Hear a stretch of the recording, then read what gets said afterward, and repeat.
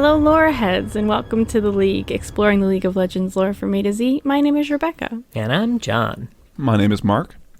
And today we're talking about the blind monk Lee Sin, who was released April 1st, 2011. He's been in it forever.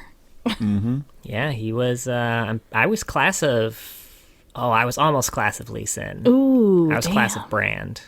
That is wild to me that you almost knew League of Legends before Lee Sin. I mean, I did know League of Legends before Lee Really? Sin. Yeah, you would have, right? Well, before Lee Sin release. Yeah. Because I started right before Jarvan. Mm-hmm. Jesus.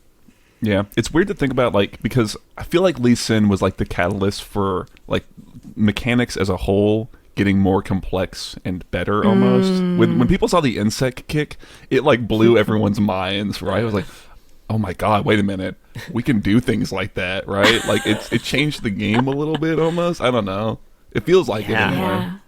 It's so funny to think that combos like that were just so wild. I remember the first time a pro used the Caitlyn net and then the Q combo, people were blown away. They were like, "Oh shit, because they're slowed, they can't dodge the Q," and that was a big fucking deal back then, guys. Yeah, honestly, yeah. I mean, now it's whatever old hat, or it's things are just so much more complex. But I mean, I remember when I saw it and I was like, oh my fucking god. I still can't do it for the life of me because I don't play a lot of Lee Sin ever, but god damn it, Yeah, that's interesting to think of him as one of the first more mechanically complex champions, but it's true. Yeah. On the universe page, there's a bio, a short story, and some fun line work I recommend because he has really good emo hair in it. That's the old traditional Lee Sin skin, right? Yeah. Yeah. Which was the original idea for champion. Yeah. I'm sorry, he's chewing on wires. You're gonna get kicked out, buddy. That's what he looked like. I imagine he's a lot of old lore. There's not a lot of canon lore, but John was complaining about the immense amount of old lore. He does have a lot of old lore, which it's not like old lore where you're like, oh, this is a slight revision, but he's basically the same. No, they changed a lot. They did. I guess we'll get into it, but I think a part of that is because his old lore was super tied into the League of Legends, right? Weirdly, yeah. Yeah, weirdly. I actually kind of liked the old lore a little bit. I don't know. Maybe it's because I wasn't super hooked into the new canon lore. I was kind of I was very blasé about it. I was like, well, whatever. Yeah, I was reading through his new lore and I was like, oh, this is him, huh? It doesn't feel supremely original, I guess, in an idea. It's pretty, I feel like we've seen lore close to this just with other champions even. And then it just seems like a really not unique story, I guess. Because it's kind of they are tied together in the bio, but this kind of just seems like an Udyr story. Which I guess makes sense given that it's the same author for Udyr and Lee Sin, but... I saw that, yeah. I like the idea of pairing them up. That's something where we would sit here and say, oh, maybe him and Udyr should hook up and do something. And it's yeah, that makes sense to pair them, but I think the issue is that it's not really they don't get into it in any of the lore. No. Udyr's bio doesn't have much. Lee Sin just has a little cameo. And in anything for Lee Sin, it's they spent time together. Don't worry about it. We're never going to tell you a story about what that was like. Which is a shame. Because I think that'd be tons of fun to grow up. Because they kind of made they even go out of their way to be they're going through the same thing right now. Yeah. Anyway. Anyway, we want to get into the bio, I guess. Okay. Yeah. So Lee Sin was a normal boy in Ionia. He went to the Shojin Monastery. Is that Shojin? Yep. Okay. When he was a boy, claiming that he was the chosen one to control the dragon, the power of the dragon. Is there only one dragon? I mean, there's several dragons just that we know of. That's a good point. They always do reference it as the dragon. Even the first little paragraph of the bio is just about the dragon about how it's of all the spirits in Ionia, this is the big time. This is the one. It's the main big spirit, I guess. So the head honcho spirit. I bet they were referencing Ao Shin at this point. Maybe. He was supposed to be the big dragon release before they released Aurelion Sol, and then they were like, we're not doing Aoshin, guys. We did Aurelion Sol. We like that better. But then they did Aoshin for TFT instead. Oh, okay. Mm-hmm. But anyway, the monks welcomed Lee Sin, kind of, because they saw his talent, but of course he was just so arrogant too, and they knew that was going to cause problems. So he was given chores for a while, but grew impatient and decided to just try to invoke the spirit realm without any training, and he paralyzed his instructor.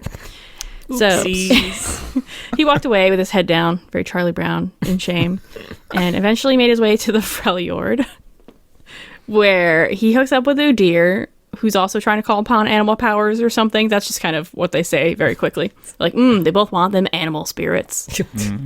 They didn't say it like that. It kind of makes it sound more salacious than... Oh, God, you're right. I'm sorry. They want them animal spirits. They wanted to eat them. It's reminding me of our old D&D group that for some reason, whenever we killed a monster, Mark, and was it Kevin, always wanted to cut a piece of the monster and eat it secretly. Eat them up. You know, and then that dragon meat tasted fucking good, man. From what I remember. Yeah. Okay, so Udyr and Lee Sin go back to Ionia to find it at war with Noxus. Lee Sin doesn't see any choice and calls upon the dragon to fight back. It kind of works. There's a lot of fire, and he manages to hold back some Noxians, but burns down the monastery and loses his vision. He sort of decides now that the spirit of the dragon cannot be controlled and wants to walk away, but the surviving elders are like, no, this is... Now that you don't want the power, you deserve the power. Very Harry that Potter, kind of classic right? thing.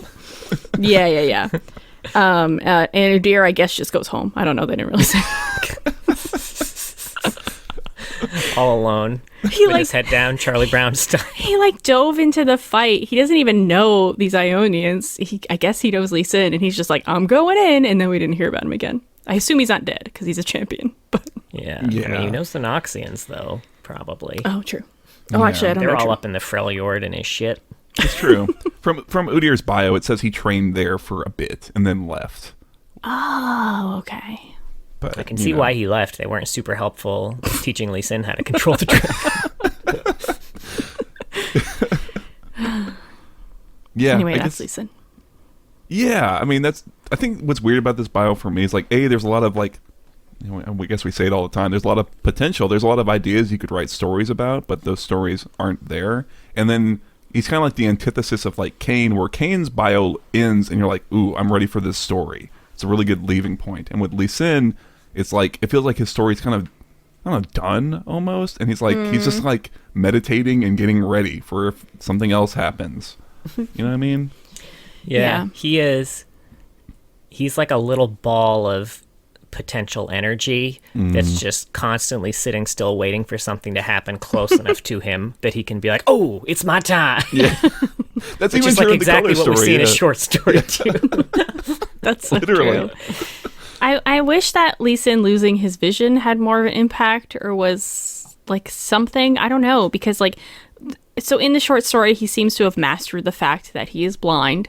But did he have any struggles? Was this a problem? Because I imagine that when you've been training and fighting for a long time and then you suddenly lose your vision, that would be a very big deal. You would have to relearn everything. Yeah. And oddly enough, this is something they address in his old lore and not in his new lore.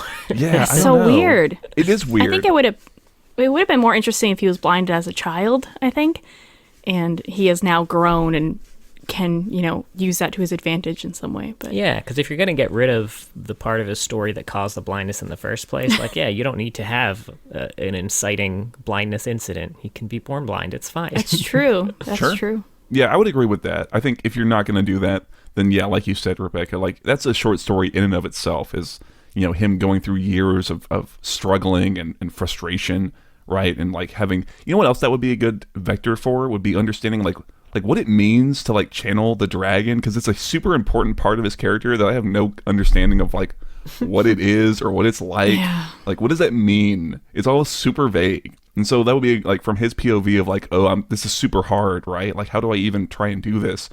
And then the dragon is kind of the means, but also it's also this weird power that he can't really control. He can only kind of channel it a little bit. It's he even the monks say, well, no one can ever really do it permanently. But if someone who's like you can kind of be a vessel for it in a little bit of it, right? You know, but it's taste. all just kind of, yeah. But I like the idea of him being just born blind, right? And now what else is a big question I had is because it says he comes to the monks as a child and is like, I'm the one who's going to channel the dragon. I am the chosen of the dragon, and that's never explored in any way, right?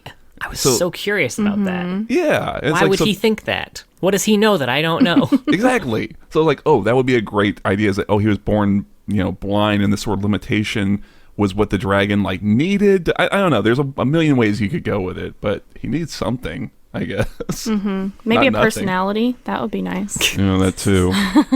We're kind of told that he's arrogant early on, and I guess we get a little visual of it, but not so much.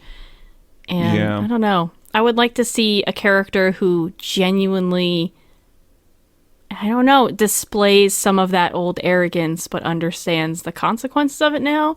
Whereas he just seems like a real chill monk. Yeah. I mean, I guess the best we can get from the short story and maybe some of his VO is that he's very, like hard line. He's a hard ass motherfucker. He doesn't really give second chances is kind of the best I could give for him, that he doesn't. Which, again, like that's something I don't really think is communicated really anywhere else, and I want more to understand why he's like that. Like, why, like, he's someone who got a second chance. Why is he someone... just going to say, he's had several chances, so wouldn't he would think that the opposite, that people do deserve a second or third or fourth chance? Maybe that's why, though. He's like, I got a second chance and I'm a piece of shit, so I did not deserve it. Fuck all y'all. That would be a fantastic area to explore. That is a very different character, though. I do love the idea of that character.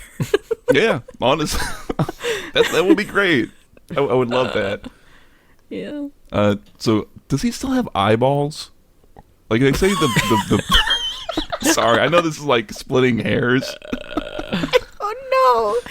I honestly don't know. Did they melt out of his head, you think? I don't know. That's kind of a cool image. I think the thing is that in certain pieces... Machina thing, it looks like they did. Yeah, in certain pieces of media, I feel like I've seen, especially like old Lee Sin before this, depicted as though his eyes were actually like burnt from their sockets. And in here, it just says his vision. So I assume he's got them. They just don't work no more. But, I don't know. I think it's kind of a metal image, right? It's like, oh, like your eyes got burned from your fucking sockets. It's like, that could be, I don't know. Whatever. Can we explain why he covers his eyes as well? Because I imagine that would be a little disturbing. In there. Or you don't want to get schmutz in there. Maybe you could keep something in it. I don't know. Do it like Molotov. He keeps pennies in his keep pennies? Worthless coins? Not even quarters? I mean, they don't think they have either. But he goes to pay for something and he has to take his blindfold off and just knocks coins out of his head. Yes, I fucking love it. And they fall from his eyes, and the person's like, "Just take it. I don't want this." No, exact change. Hold on. Oh my god, I love that. Shit. Yeah, I'm surprised they didn't bring that up in his bio. Right? Fucking Riot, come on, give me Cowards something. tell the story. What if it's Lee Sin putting his eyes on at the same time? I need to know. Oh my god. Oh, Jesus. Okay. Yeah, I think the other thing too is like the idea of him paralyzing his instructor. It's like a big fuck up, right? Yeah. That can really fuck you up. As like, I assume he was young, like maybe a teenager at most. I would really like a story that reflected on that a little bit, or like what, like him, maybe as he is now, kind of reflecting on his mistakes, things like that. Because that's supposed to be like a big part of his character is that we've been talking about it. He's gotten a second chance because he fucked up super hard. He spent like he went out to just go atone for it, but there's not anything that ever gets into that for him, Yeah. Once again, we never get to see him dealing with the consequences of the actions in the story. That's very true. That's definitely a bad habit Riot has. I'd like to, if the instructor were still there as well when Lee Sin was welcomed back. I think that would be interesting. Yeah. And just how to face that instructor again, how to Oh god, that would be great. I would love that. Just in like the back of the group when they're welcoming Lee Sin and like, hey, can we vote? Wait a minute. But yeah, that would be tons of fun. That would be great. Or have that instructor be kind of the path that he finds, I don't want to say redemption, but he finds that there's a calm to him, right? Like he's someone who's obviously kind of made peace with all that, and obviously making peace with that instructor would be a very necessary step for him as a character, right? Mm-hmm. So it'd be nice to see that. They're both now living with a disability. Oh yeah, and absolutely, that could be a big part of how they reconnect or connect in some way. I love that. Him finding. You know what else I like about that idea is that it kind of, and again, like him finding companionship with Udyr, because they're both going through a specific sort of thing, and then him finding companionship with this person who he hurt, because they're both going through again, this sort of limitation, and these, a different limitation, but still like something that's affecting their ability to, that could be. I think you could have a lot of a thematic almost that kind of goes along with Lee Sin across stories. Wouldn't that be nice? We have like a theme or these ideas. What? This is crazy. This is League of Legends lore. Let's be fair.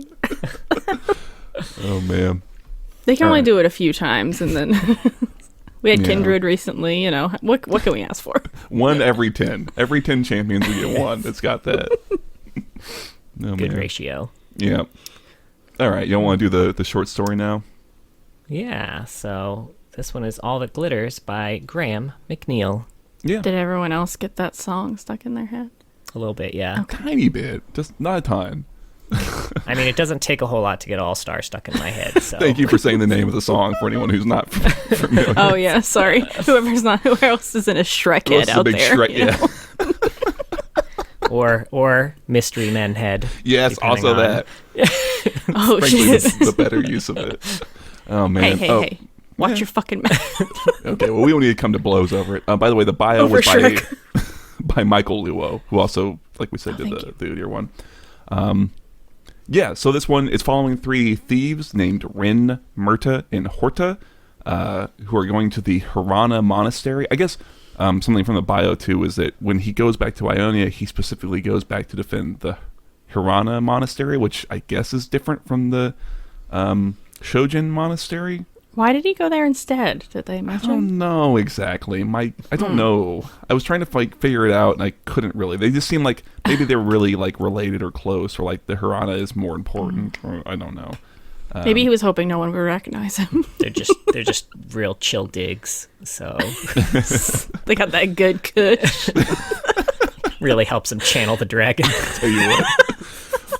Okay. Anyway. These 3 thieves, they cut their way to the monastery. There are no guards, no one's there. It's very beautiful, and there's a bunch of treasure. So they start taking the stuff, and they kind of realize, oh shit, Lee Sin is there. And they kind of thought he was a painted statue. He was so still. And all of a sudden he starts moving and talking. And he kind of tells them to stop what they're taking, to leave. He gives them one chance to fuck off. He's also kind of able to tell details about them. Like he can tell, oh, you've got a bad back, and that one there has a bad lung, etc.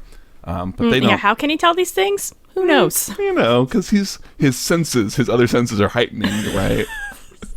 It's a fun idea, but right? I feel like this was during that period where being blind meant that you automatically had echolocation powers. Yeah, it was fucking everywhere. That's not what that means. That, right? He has weird insight powers. He's almost like Sherlock in that way, where he can kind of tell, he limps to the left side, etc. But they see that he's blind. They don't take him seriously, so they attack. He kills them pretty violently. He kills Ren with a single hit to the neck that breaks it, and then he knocks over Murta and breaks his rib cage inwards, piercing his bad heart that he had kind of spotted out before. But Horta, who's a little bit. Go ahead. I'm just did the heart need to be bad to stop working by being pierced by a bone? I feel like even a good heart probably wouldn't have made it through that one. The best heart in the world can't stand up to a shattered sternum. What can I say? Yeah, poetic, I don't know.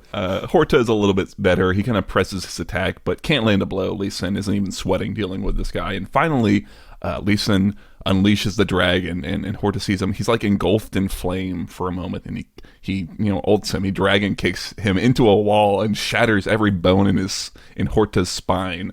And as Horta is kind of dying, Lee Sin just goes back to meditating. And that's the end of that. Yeah, how do we feel about this story?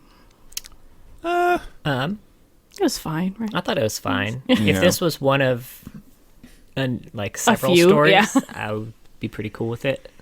Yeah, yeah. I mean, Bummer that it's like the only story we get, and we get it twice technically, because there's a comic which is not listed on the universe page, which is literally just an animation of this story, word for word. So I don't know why it's not on the universe page. It has to be canon. It's literally the exact same story. They just took anything that was dialogue in the story, they just turned it into speech bubbles.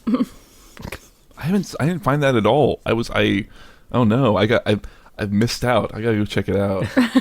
Great, thanks. It's kind of neat though. I mean, you get it was a cool fight scene, and those are always cooler in visual. So yeah. Well, thanks, Riot. Thanks for not linking another comic. Like, why? I don't understand. They hate their comics. I don't know what it is. Yeah, it's fine. I mean, it's a Graham McNeil story, so like the settings are described pretty vividly. The killing blows are nice and gruesome, which I liked. But the rest of it's like kind of whatever. Like you said, without anything else to support it, it's like it's a color story. You know, it's a little action piece with Lee Sin, right? Yeah, I mean, the last we saw of Lee Sin in the bio, he had just brought out this dragon power and destroyed a monastery and blinded himself, and then the next time we see him, he just perfectly invokes the dragon for like a second to kill someone, and then he goes back to his meditation. So, you know, it doesn't... some pieces to connect. I was curious if this fight was what was kind of led up to in the Legends Never Die cinematic. There are some details that are different, like there's more people fighting him in the Legends Never Die cinematic, but the environment looks the same, and it would kind of make sense. He starts the whole thing by meditating in the middle of the floor, and I like that makes sense. Lee Sin's constantly just meditating somewhere until someone comes around and then he murders them and then goes back. That's what like I was going to say. Human chain chomp. That's what I mean, man. Yeah, I mean, shit. I don't think it is supposed to be the same one. I think they just have one idea for how they show Lee Sin, and that's it. What I was going to say is be really cool, guys. It makes me think of Kenan, where it's like, who cleans up like he goes back to meditating, but there's still 3 dead dudes, right? Like, who cleans up these fucking bodies? Kenan does. He runs over and does this thing where he electrocutes them back to life, as John suggested, so they walk away into their graves. Their deathbed, yeah. Well, good luck getting that one back to life with a bad heart. Yeah. I don't know, not much else. Like I said, he's very unforgiving because he gives them the one opportunity to leave, and they don't. And then after he kills the 2 guys, Horta, realizing he's outclassed at some point, is like, I'll stop. I'll put it back. I'll stop. And Lee Sin has none of that. Like I said, he kicks him into a fucking wall. So it's like, how did he get to be so, almost cutthroat? Ruthless, yeah. Yeah. Mm-hmm. It doesn't make any sense. For like everything we know about Lee Sin, unless we missed something, which we clearly did, he would probably give someone a chance to walk away. Like he was given a chance to walk away. Yeah. Or if it was clear that, like, if they made it clear what he was protecting in that temple too, like, oh, this is something that no one can know about, so you kind of can't let him leave. Although I don't know, maybe he was just offering it to be coy and was planning on murdering him either way. He's even more ruthless than we think. I mean, I think what else he could do with that is he gives them, like, Horta starts saying, oh no, I'll leave, and Lee Sin lets him go. And what we saw a little bit in the story also is that Horta is very duplicitous. He was planning on killing the other 2 people with him once they got all the stuff and left. So maybe, like, he gets the chance to leave, and then he pulls a blade, and then Lee Sin kicks him into the wall, right? He was given the second chance and he didn't take it. Like, that's fine. But yeah, we need some more, It would have been so cool if, like, he did that and, like, pulled out a blade and, like, tossed it, thinking that maybe he'd get away, and, like, Lee Sin just kicked the blade back at him and went through him. That would have been cool. He ulted the blade. Yeah, that'd be good. I would love that. That'd be fun. Also, whenever y'all read that name Horta, did you not think horchata at all? Or is that just me? You got horchata on the brain. Who doesn't? Right. That's true. Horchata's fucking good. Yeah, I miss horchata. Now, Lee Sin is also part of a few cinematics, we mentioned Legends Never Die, which I guess to our point about wanting to know how he got so good, at least he trains in Legends Never Die. Yeah, it's true. The base level is already higher than I would expect someone who was recently blinded. So I don't think that's a training montage for after he became blind, because he's already like on top of giant stone pillars, leaping from one to the other. What, you can't do seems that? Reckless. You have sight and everything. Come on. What's stopping you, John? I'm a coward. Yeah, if you haven't seen that cinematic, it's cool. It's another one of the vignettes. Lee Sin's training, and in the end, he manages to defeat a bunch of baddies. Ash is training, and in the end, she's able to get vengeance for, though not save, her village, which was destroyed by raiders. And Garen is training, and in the end, is able to go to war and not suck at it. I like the Garen part of that the most, I think. I don't know. I know this isn't the Garen thing, but, you know. Garen had something good. I am wearing a shirt, by the way. It's just a tank top, but I just took the hoodie off. It looks like I'm not wearing a shirt in the... Oh, I believed you were. I don't know. At least fine to me. Okay. Okay. I just didn't want it to be awkward. All right. Well, now it's awkward. He's part of the 2022 or the 2020 World Cinematic Takeover, where a competitor has to fight through previous well-known Worlds competitors to make it to the finals, and his final fight is against the Fun Plus Phoenix jungler Tian as Lee Sin, and it's an awesome fight. Mm-hmm. He's also in the 2018 cinematic Make History, which is an inspiring video about warriors and building dynasties and all that good stuff that loses credibility when they say heroes leading great armies and use Azir as an example. But anyway, Lee Sin's in that too. And then he was in Road to the Cup, the 2013 Worlds animation, which was the studio mirror animation where players act like the champions they're most known for. Lee Sin is not in a lot of it. He's in like the final freeze frame. Okay. And I don't even know which player is supposed to be him, but... Yeah, I was like, I don't remember him, because they have little vignettes of every single, like big, I don't know, big names, whatever, people with really noticeable champions. I forgot about that. Yeah. And then finally, the last official cinematic he's in is the official 2009 in-game trailer, which features the original design of his in 2009. And yes, in case you're trying to think about his release date, being like, wait, I thought it was 2011. You're right. He didn't get released until 2 years after debuting in this trailer. Mm-hmm. He was like iceboxed, wasn't he? Like they had scrapped him. He was one of the first 6 champions that was finished. Really? And then he got scrapped. And that's wild. I can't imagine Lee Sin in even with his core design in original League. He would just fuck everyone up, right? Think about it. I don't know, man. Yeah. You know what else is... I assume you watched that trailer, right? I did. It's great. The in-game I did footage not. I'm is watching so it now. shit.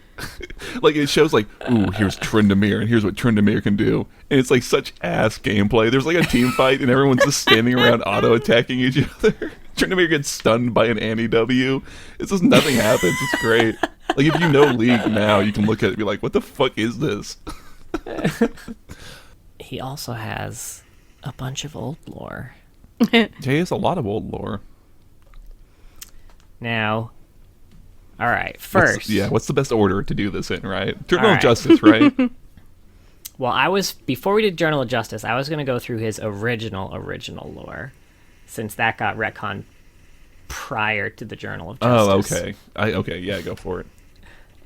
So basically, Lee Sin was born into an ancient clan of martial artists, the Melian monks, whose fighting style harnesses the agility and power of the tiger.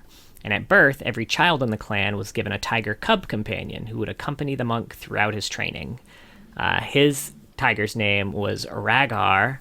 Randomly, he started growing weak and lost his vision.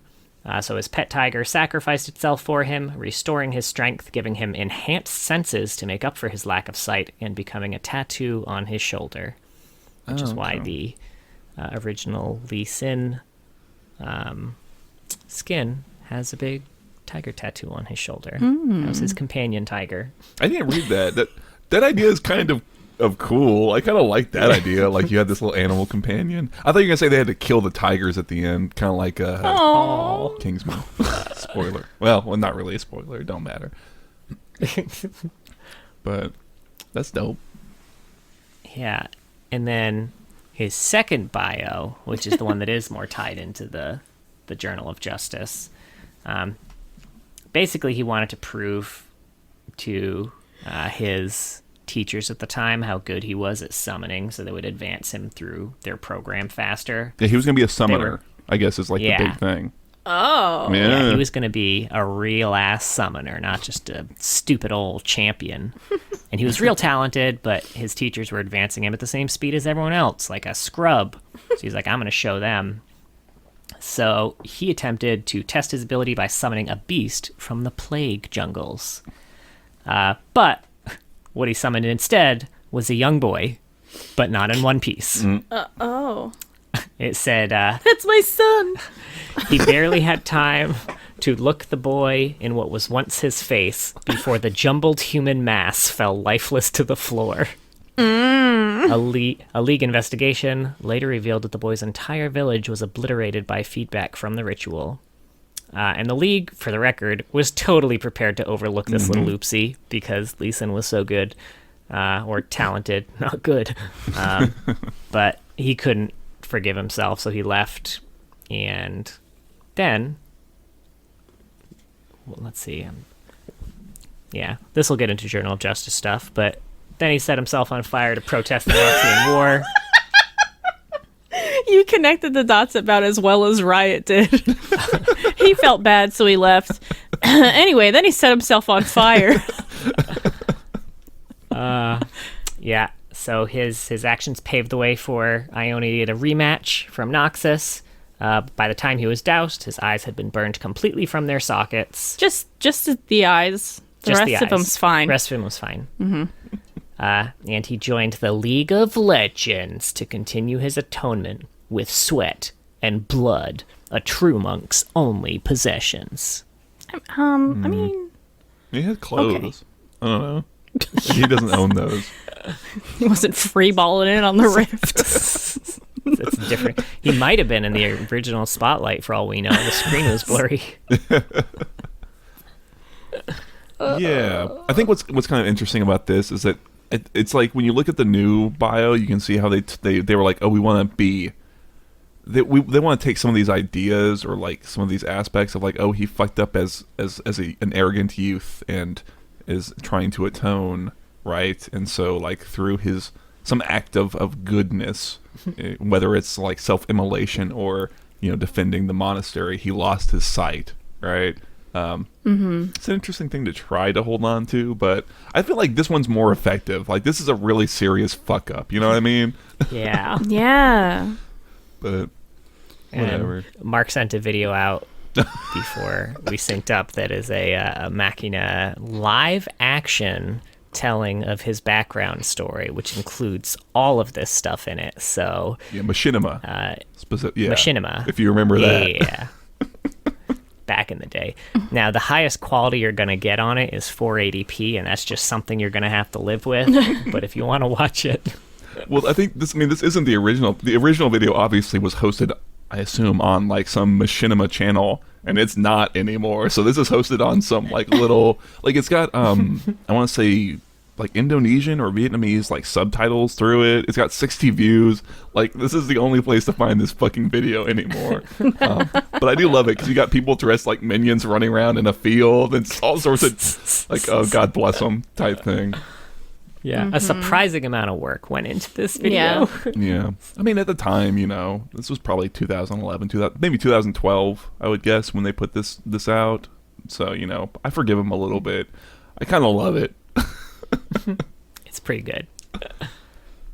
Now, he's also in a whole lot of issues of the Journal of Justice, and I had forgotten exactly how many.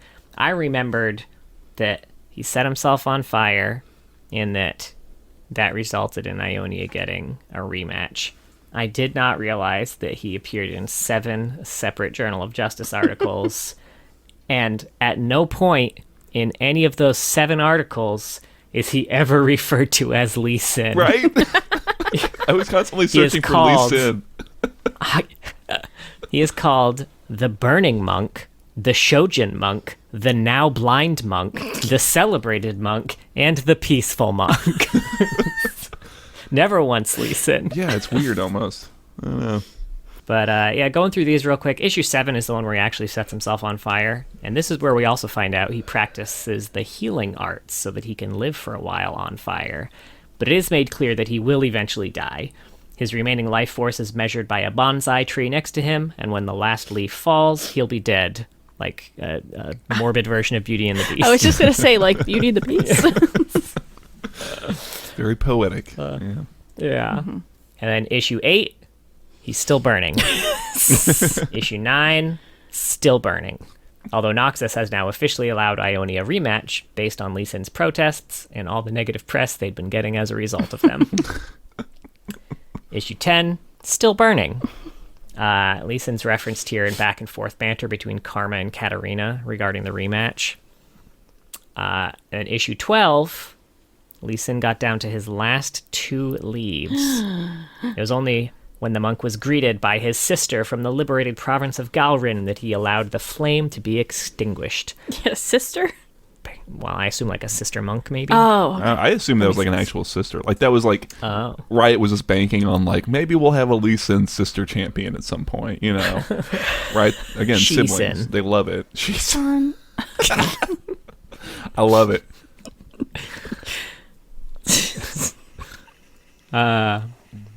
But his eyes are gone. They brought the.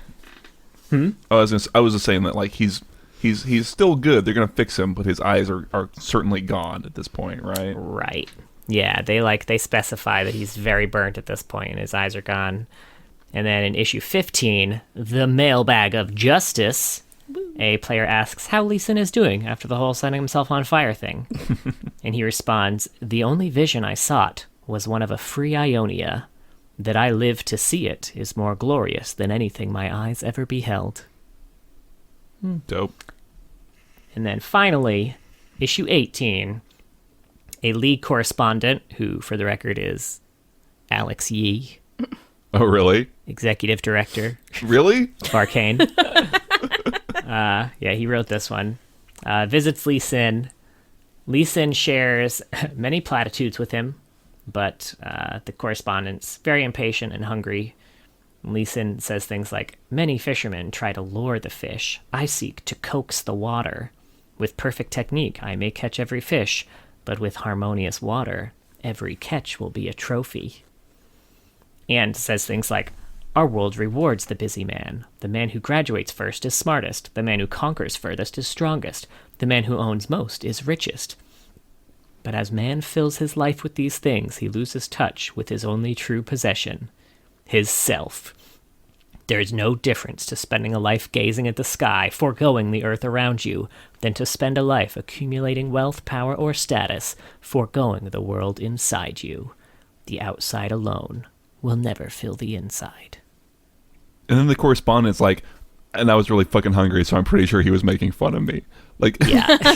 That's why I was like so surprised you said Alex, because like there's a lot of personality from the writer in this. Like he's constantly like, yeah, platitudes, but we're fishing and I'm really fucking hungry, and this blind guy won't stop like saying stuff. Like he catches a fish at one point and then throws it back in. I don't know. I kind of it reminded me of like way back in Ari, the guy St. Angelo's like field guide to Vestaya. Where he's kind of like this pompous, like, "Oh, I'm going to go hang out with the monk," and he's kind of a dick. I don't know, but he's like a fun dick, you know. So that's interesting that he wrote that, you know. Yeah, and for some background too, there were the writers for the Journal of Justice. They each kind of had their own pen names, and each of the main writers had a pen name that was like an editorial correspondent for a specific region. And I'm pretty sure Alex Yees was supposed to be the correspondent from Noxus. So you get a lot of real sass from him in most of his editorials. Oh, he's like the heel that we find sometimes? Yeah, he's the heel for sure, and I think Devin Greel was the Piltover one at the time. Interesting. Interesting. Yeah.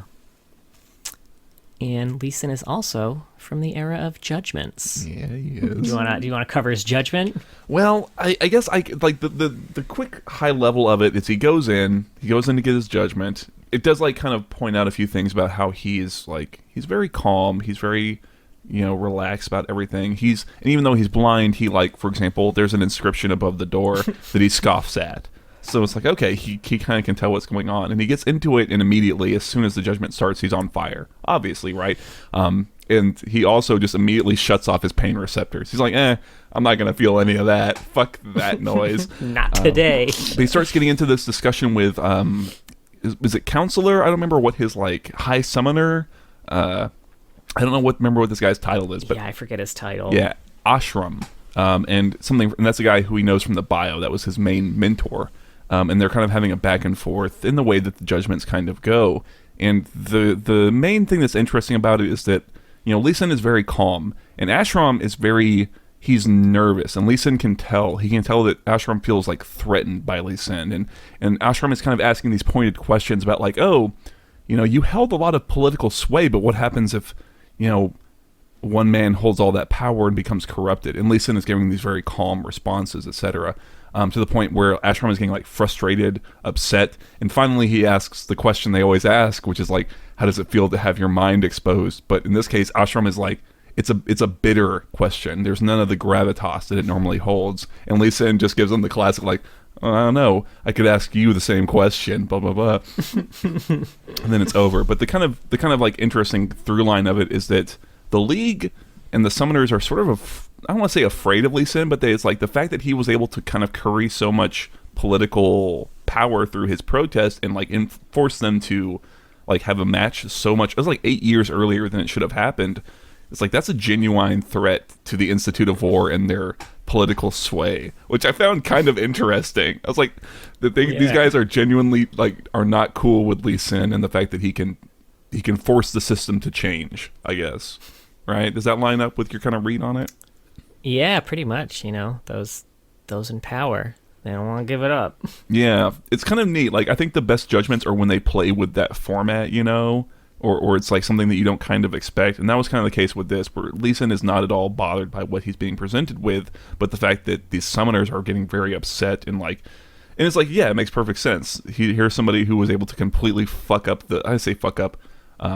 change what was supposed to be happening just through his own like one man's actions, right? And they view him as a threat to their power and their hold on stuff. I was like, yeah, that's kind of interesting. It's kind of interesting to see that. And shortly after he was admitted came the dissolution of the League of Legends. So maybe they were right. Right. But like, what are they gonna do? They're gonna say no? Like, don't let him in, right? Like, why not let him? Like, why not say no? That's the thing about the Institute of War that doesn't make sense. Is that like, why would they ever let this guy in? Just say no. Say he's not mentally prepared. Who's gonna like challenge them? Right? Is he gonna set himself on fire again? Right? Maybe. I don't know. Keep your enemies close. And your blind monks closer. Yes, yeah. But it's kind of fun. It's of the judgments that I've read. That one was kind of fun to read. But yeah, I think that's it for Old Lee Sin. Unless I missed something. The Old Lee Sin lore. We forgot to do impressions. Oh, fuck. Wow. We got really deep into it. Yeah. I just saw John got to his quote section. I cannot tell you what Lee Sin sounds like. The thing is, I remember his old VO. I haven't really played him much since he got a new voice actor. So I remember all the old, like, the way it sounds old. I remember all his old quotes, but he sounds like, we do what we must. He's very, like, the new one is a little more aggressive, I want to say. Yeah. It's kind of like deep, a little breathy. Yeah. See, like, your will, my hands. We do what we must. That sounds like... Oh, well, I don't know. I am a monk. That's one of his lines. Thank you. Yeah. Be cool. I honestly, because that's one of the only things I can't think. I'm like, oh, what happens when he kicks me the face in my team? Yeah. I like the intonation on the new VO in particular, but I think, unfortunately, his lines are really generic is kind of the issue he faces. Yeah, and it's tough because he's one of the characters that, I mean, we talk about how fun it must be to write lines for characters that have like a super strong theme and like, well, like Kled must have been a fucking blast to write lines for. Mm-hmm. But when you get a character like Lee Sin that doesn't seem like he's thematically strong, it seems like there's a couple different directions he could get. Is he arrogant? Is he a wizened monk? Like, is he aggressive? Like, when you really don't know, then you kind of, I assume, just end up falling back on generic monk shit. Yeah. Yeah, honestly, I think that's exactly it. It's kind of weird because, you know, he's got a lot of lines and he's got a lot of like reactive lines, you know, where like when there's a Swain on his team, he'll say X, or an Udyr, he'll say Y. But it's all kind of like, you know, whatever, right? Because they need a stronger idea for the champion. Yeah. Now, a few quotes of note. Master yourself, master the enemy. The Art of War quote. Sun Tzu. Oh. Storm Dragon Lee Sin has a quote that says, "You're late, Ao Shin. 7 years late." Which references how 7 years have passed since Ao Shin was teased in 2013 until the release of Storm Dragon Aurelion Soul in 2020. Oh. Cute. Interesting.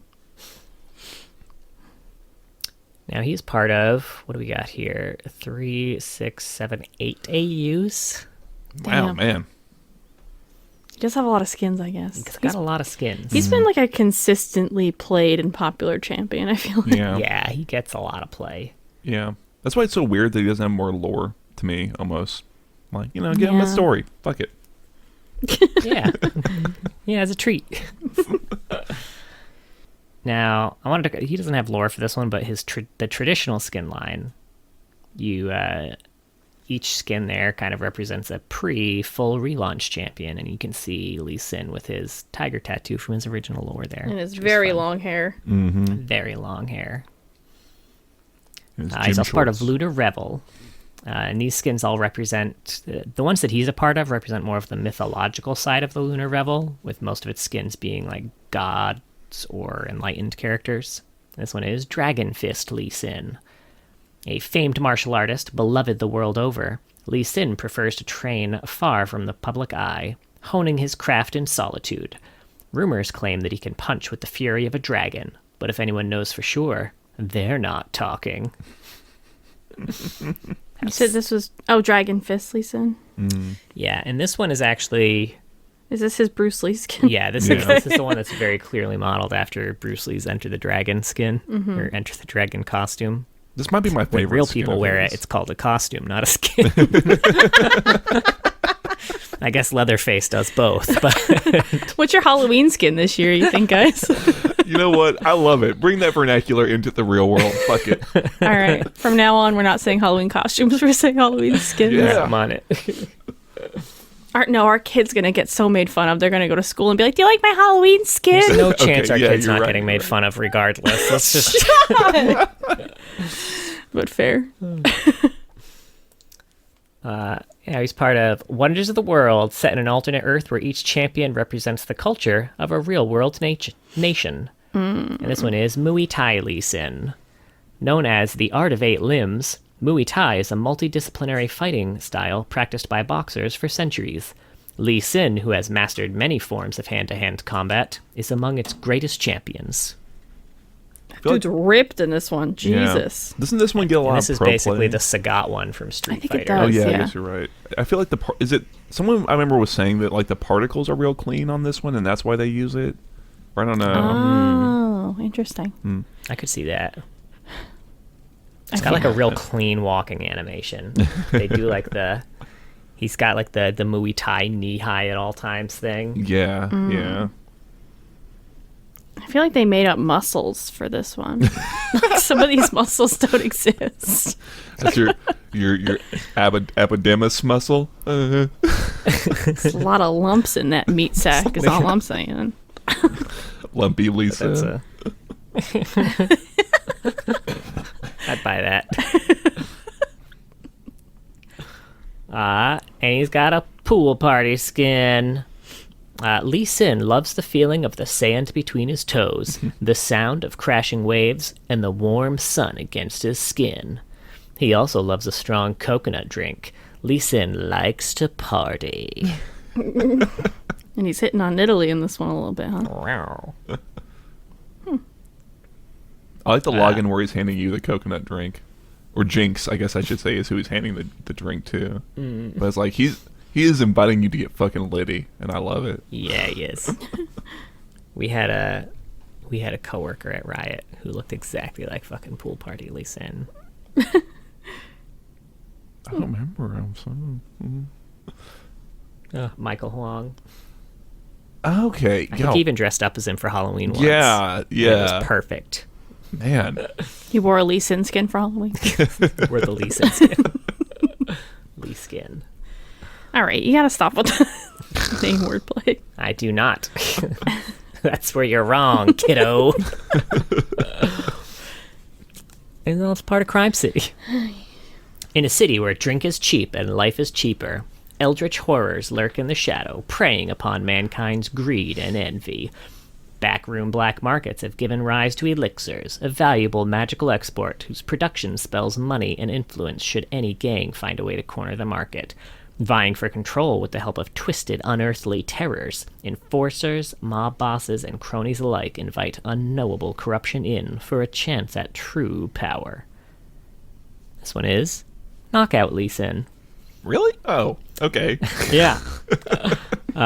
Knockout Lee Sin is a brutal pit fighter who made his name in the underground circuit before leaving the bloody sport for greener, more criminal pastures. He currently sells his services as a problem solver to a select group of moneyed kingpins. This is what you're talking about the other episode about how they just grandfathered in a bunch of skins that don't make sense. Cool. Yeah. Which is why the eldritch tone of this really gets lost. Thanks, Riot. Thanks. Right, it's funny that you just said all of that to describe Crime City, and then you're like, Lee Sin's a boxer. He punches real good. He's Cinderella Man. I love this was like my favorite skin because I fucking love the animation when he's chasing a cue at someone because he does it with his fist out instead of his leg. That's I great. like that one a lot. I never noticed that. I just always remember like the bell ringing, like the ding ding. Yeah. You know? Mm-hmm. Oh yeah, that's good too. But yeah, it's a very Little Mac skin, which I like. Mm. Oh yeah, yeah. Damn, I didn't even think about the Little Mac thing. You just went right to Cinderella Man like anyone would. Yeah. Now he's part of Immortal Journey. Long ago, in an ancient land, many souls gathered beneath the gods to test the limits of their power. Foolish and arrogant, brave and just, their journeys are written into the immortal pages of history. This one is Godfist Lee Sin. The arrogant wielder of the Godfist was once a mortal boy, tasked by his predecessors to defeat the master of each martial arts school while blindfolded before facing him at the peak of a treacherous mountain. Emerging victorious, the boy assumed his title, as well as his immortal sight. And this one has both a cinematic and a short story. Oh. I didn't know it had a story. Yeah. The cinematic is just the Godfist Lee Sin, where Lee Sin fights a bunch of rock monsters that are not Malphite. Important to distinguish there. Yes. And then the short story basically just tells the story of his little bio. Like, he was a boy when he first reached the mythical beast, but the Godfist deemed him unworthy of any training and told the boy he must first defeat each master. Once he'd done so, the boy could fight the Godfist. So he did. But then the Godfist remained unimpressed, so he's like, do it again, and this time be blindfolded. If you need mortal sight, you will be no challenge. So he did, and went back. Now he stood as the man approached. His eyes glowed as he turned to face him. At last, sighed the Godfist. A worthy challenge. Which also makes this the first AU where he's not actually blind. Oh, neat. He's just blindfolded. Sometimes. And he's part of Chaos and Order. Set in the vastness of the cosmos, each of the champions represents an opposing faction battling against each other. And this skin line encompasses Battle of the God Kings, Dawnbringer, Nightbringer, and Order versus Chaos. I never knew he had a Nightbringer skin. I've never seen this. Yeah, likewise. And this one, Nightbringer Lee Sin. Lee Sin thrives in the heat of combat. An embodiment of passion and fury, he rules over the raw, chaotic emotions of the heart. While his siblings fight for various ideals, Lee Sin fights for the thrill of battle itself, striking with power and unpredictability. And he also has a prestige skin for this one. Fully consumed by chaos and his blind devotion to the thrill of battle, Lee Sin has become Knight Incarnate, gilded by his divinity. That's pretty A lot dope. of helmet bros in this splash. And we've got Dragon Mancers, one of the more recent ones. Majestic dragons dwell in remote places of wild beauty, avoiding mortal affairs outside of rarely bestowing their gifts on only a select few. The Dragon Mancers are those fortunate and powerful enough to have gained the ultimate blessing. Whether they then use that for good or for evil is up to them, and anyone strong enough to stop them. In this one, Storm Dragon Lee Sin. A warrior ascetic, consumed with an electric passion for justice, Lee Sin climbed the mountains of the storm dragon Ao Shin, hoping to receive his blessing. Having returned from the summit as a legendary dragon mancer, Lee Sin now doles out thunderous punishment to villains everywhere, ever under the watchful eye of his draconic patron. This skin always fucks me up because it doesn't like in game. I mean, it doesn't look like him, like the Q and everything. Yeah, I can see that. Right. I guess it's hard because like his particles, I don't know, his effects, right, are very like they're very simple and straightforward, right? So like when you start playing with it a little too much, it can only bend so much, you know? Yeah. I would assume it's like a Ken and Q or something coming at me. And finally, the Soccer Cup, set in the world of football. All of the champions are either football players, judges, fans, or the soccer ball. I mean, like you put on your most dramatic voice for that one. Set in a world of football. It called for an appropriate amount of drama. This one's Playmaker Lee Sin. With a sixth sense for openings in any and all situations. Lee Sin can turn the opposing team's sloppy free kick into a once-in-a-lifetime play talked about for generations to come. Though it's his first year in the majors, some are saying there may never be another player like him. This is another skin I don't think I've ever seen in game, right? No, me neither. So it's Muay Thai or fucking... This splash doesn't look familiar even. Right? I was looking at it and I was like, I've never seen this shit before. And like Ramus is here. He's a ball. Now that I'm familiar Yes, I have with. seen that one. Yeah. Were you not listening? All the champions I know, are either John, football players, I know. judges, fans, or the soccer ball. Yeah.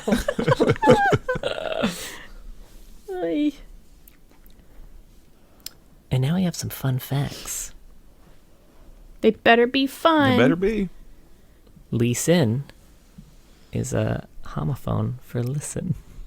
Oh, I thought it was homophone. I was gonna say, isn't it an anagram of C nil, right? Oh my god. No, okay, well, whatever. You can continue with your facts. It is also technically that. But is it supposed to be? Was that intentional? They're both good. Yeah. His development name was Marty Punchman. He doesn't even punch. Oh, he did when he had the power of the tiger. Okay. We mentioned that Lee Sin was among the first 6 champions developed, along with Twisted Fate, Singed, Annie, Scion, and Sivir. Those were the top 6. Lee Sin is also the first champion to feature 2 separate spotlights, one real one, and one April Fool's one. And they make a joke in the April Fool's spotlight about using Dragon's Rage to kick an enemy into their own nexus, which is an ability that he later gained in Legends of Runeterra. I was going to say, he can do that shit in Legends of Runeterra. It's fucking great. Yeah. But yeah, that April Fool's joke, it was kind of before Lee Sin was released, and the whole screen was blurry, essentially, for the entire champion spotlight. And it was, Freak kind of exaggerating all his abilities. He gives him a basic rundown. He's like, and then I'm going to walk into the enemy fountain here, and I'm going to use my W to get a pentakill. And now all 5 of the enemy team and some people on my team are coming to get me. So I kill all 6 of them. Because I'm Lee Sin, the blind monk. The blind monk. You know what I love about he says that a lot. Yeah. You know what I love about that too is like, even though the whole screen is blurry, you can tell it's just the anti-bots that are all stood around him. Oh, man. I think people were genuinely, because this was a year after Earth, right? So people were like the year before they had teased the champion Earth and then not released him, right? And so this year they were like, oh, Lee Sin, this is the joke champion for the year. And then they put him out on April 1st. What fucking champions. Yeah. And they even put Earth in his splash art for his original splash. Yeah. As Marty Punchman. Marty Punchman. Lee Sin is the second of 8 champions to have more than 4 abilities. Oh, okay. Yeah. Right, because you're talking about like the activatable, right? Like the second cast? Or am I thinking that's something else? Which I assume Nidalee was probably. Yeah, probably. First. Lee Sin is the first non-Ionian champion, the first non-ninja Ionian champion to use energy. Lee Sin's dance is a Shaolin soccer reference. Don't know what that is. Never seen it. I know what it is, but I just haven't good. seen it. Is it good? Would you recommend it? It's pretty funny. I liked I'll it. have to check it out. I mean, I saw it in college. I don't know if it holds up. I'm but- sure it holds up for the most part, anyway. Yeah, things from 2005 notoriously hold up really well to today. If you liked Kung Fu Hustle, it's very. I was gonna say I know Kung Fu vibe. Hustle fucking holds up, so I'm sure yeah. Yeah. It does. Muay Thai Lee Sin's dance is the Tony Jia's training routine from Ong Bak. Oh really? Wow, what a reference. God damn. And for the record, this could just very well be a real like Muay Thai form that's like that Tony Ya's just demonstrating in the movie as part of his training. But I'm not trained in Muay Thai, so I have no idea. I just know that animation is the same as that scene. Godfist Lee Sin's dance, this is interesting that we have 3 separate dances for his skins, is a reference to Kurt Sloan's dance from Kickboxer. That was what? Why isn't the Muay Thai one? Well, whatever. Whatever. Right. I guess that still works. Huh? Because different type of kickboxing. Yeah, I guess. It's bad. It's basically like. Is Kickboxer a movie? Kickboxer is a movie. Oh. Yeah. It is a God, what the fuck is his name? Jean-Claude Van Damme. Yeah, Jean-Claude Van Damme, the muscle from Brussels. I'm too young for that reference. Yeah, it's an 89 movie, something. It's in the 80s. Yeah, something like that.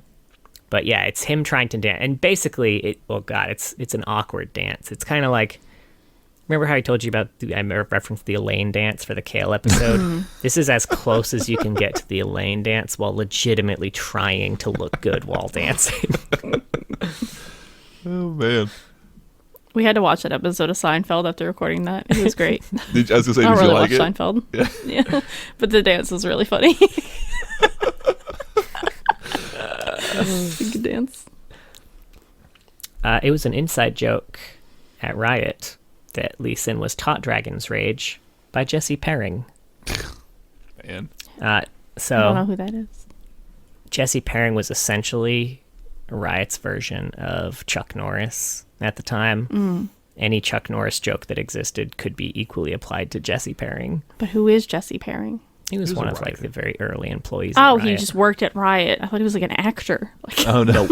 it's like you're saying this name like I'm supposed to know who the fuck this dude is. I was on a. I think he was one of the interns that may have started at the same time as Jeff Jew. Probably, I think so, because I was on a Rumble team crew. with him once, and I always remember the advice that he always gave was like, "What are we fighting over? What is he like?" That's something I always try and carry through in my League games. Like, Dragon's dead. We don't need to fight here. What are we even fighting over? Let's just leave.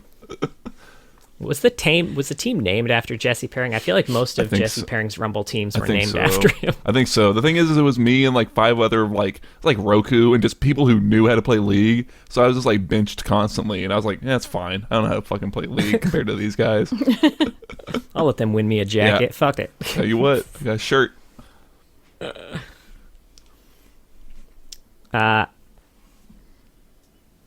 Let's see. Yeah, we mentioned he was originally voiced by Vic Mignogna, but is now voiced by Fyodor Chin. You know who he voices? Zenyatta from Overwatch. Oh. Yeah. I did not know that. I've heard of Overwatch. Now I do.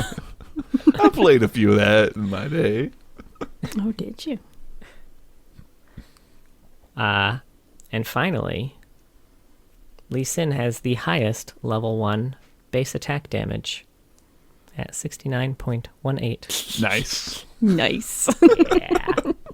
Good to know. We're the worst. Do you remember back when Tarek used to have the highest base attack damage? Oh my god. No. I remember his old Tarek, skill. you could take him top lane. I remember his old skill set, but Yeah, same. I mean, he does have a big ass crystal hammer. That seems painful. Right. Lee Sin got his little footsies. him, little feet, little toesy woesies. Come on, Riot, cover up them toes. You know how Rebecca feels Yeah. about No, this. no, Disgusting. he can have his toes bared. It's not like Zeri's weird ass fucking shoes that are boots with the toes cut out. Someone else tell me that I'm not that this is wrong. If you're Okay. wondering, we're referencing video content that was posted on Patreon. Yeah. Quality content. All right. Those are all the Lee Sin fun facts. Any Yeah. final Lee Sin thoughts? How we feeling? Yeah, certainly super ripped off. I guess I was kind of expecting more. I was a little disappointed. The only other thing is that he's got a Legends of Runeterra card, and so as a part of that, he's got some students. It's kind of like Kinnan in that way. There are various other kind of students who are studying under him to learn the ways of the dragon. Not a lot there, but all of them kind of go by titles of like X of the Dragon, so like Claws of the Dragon or Tail of the Dragon, and the flavor text from them all sort of tells like kind of a creation myth around like the dragon creating the world and or Ionia. I don't know if it's like referencing Aurelian's soul and the first breath of creation and all that jazz or what.